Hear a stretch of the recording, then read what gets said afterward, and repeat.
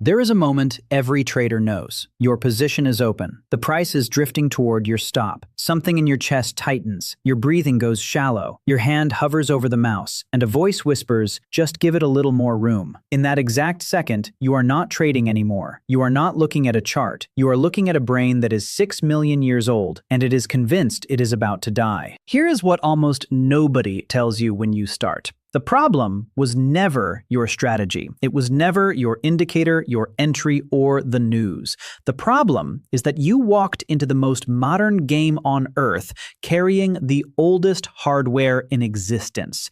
Your brain was built for the African savanna. It was built to keep you alive in a world of predators and scarcity where every fast decision was the difference between eating and being eaten. 95% of the choices you make in a day never pass through conscious thought. They rise already formed out of that ancient machinery. And then you sit down to trade, and you ask that machinery to do something evolution never designed it to do. Because your primitive brain cannot tell the difference between risk and a threat to your life.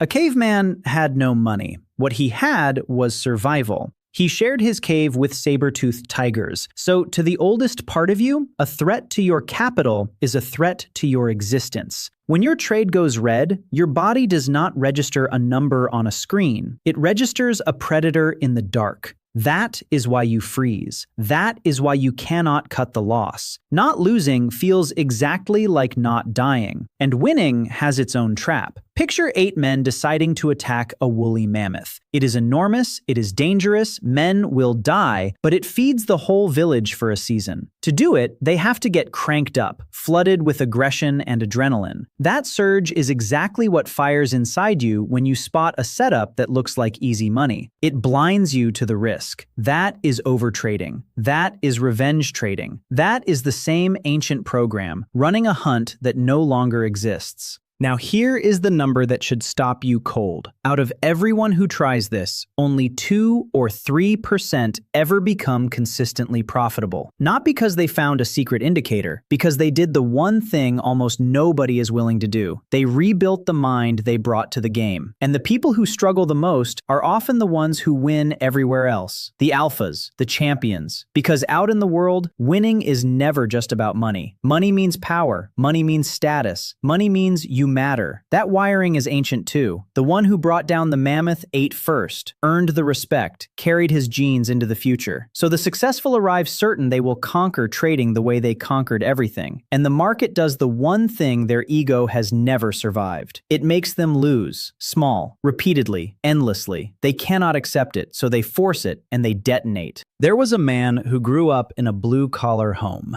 His father worked the factory floor, and at the dinner table, one belief was repeated like scripture. Nobody is worth $1 million. He grew up, became a trader, and built his account into the high 6 figures. But every single time he crossed into 7 figures, into $1 million, he lost it right back down. He did this for 10 years. 10 years, and he had no idea he was doing it.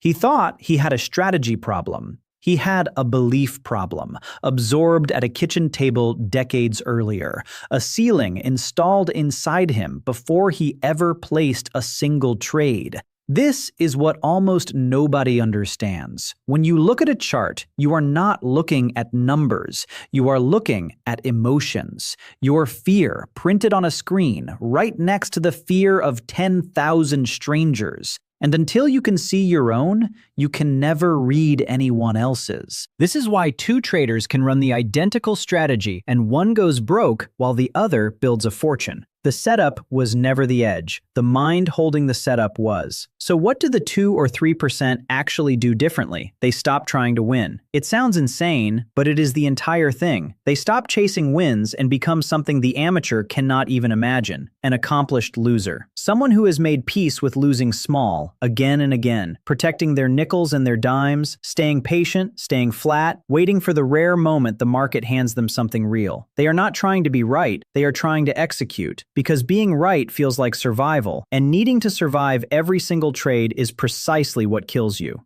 The shift underneath all of it is this. You do not have emotions. Your emotions have you. Fear is not a command, it is data. When it rises, the amateur becomes the fear. The professional observes it. Interesting. My chest is tight. My heart is climbing. My hand wants to pull away. He labels it. He watches it like a scientist watching an experiment. And in that tiny distance between feeling it and being it, something extraordinary happens. Choice appears. The fear still says, do not take the trade. But now a second voice can answer. Noted. My rules say take it, so I will. But the deepest change is rarely about technique. There was a trader who early in his career carelessly lost $750,000 in a single day, back when that number could destroy his home. He had not told his wife. For days he carried it, sick with shame, certain that when she found out she would look at him differently, certain the love was tied to the winning. Finally, he told her, and she did not rage, she did not leave. She walked over, held him, and they cried together for 20 minutes. And in that room, something broke open in him. He realized that win or lose, he was still loved. He was still okay. His worth had never been on the screen.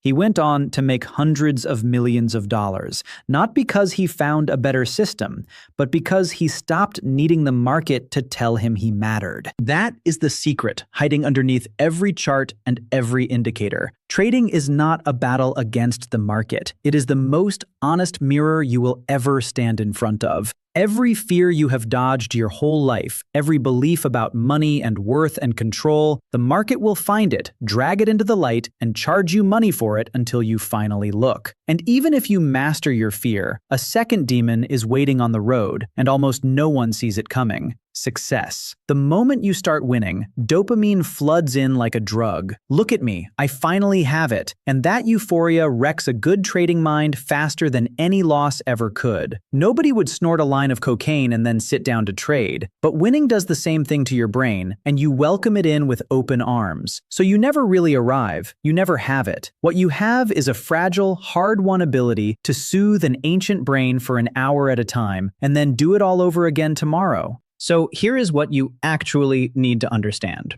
You are not broken. You were never broken. You are running 6 million-year-old software in an arena it was never written for, and blaming yourself for losing a fight you didn't even know had another side. They will tell you it is discipline. It is not discipline. It is grief they never learned how to feel. The freeze, the revenge trade, the ceiling you keep hitting, the euphoria that quietly undoes you, none of it is a character flaw. It is instinct, doing exactly what it was built to do in a world it was never built for. But you can see it now. And that changes everything, because the caveman had no choice. He could not step outside his own fear and study it. He could not choose patience over panic, discipline over greed, the plan over the impulse. You can. That is the one thing evolution left wide open. Not the power to feel nothing, but the power to watch what you feel and choose anyway. Master that, and the charts stop being your enemy. Master the self, and the market becomes what it always was. Not a predator in the dark, just a mirror. And this time, you get to decide what it reflects.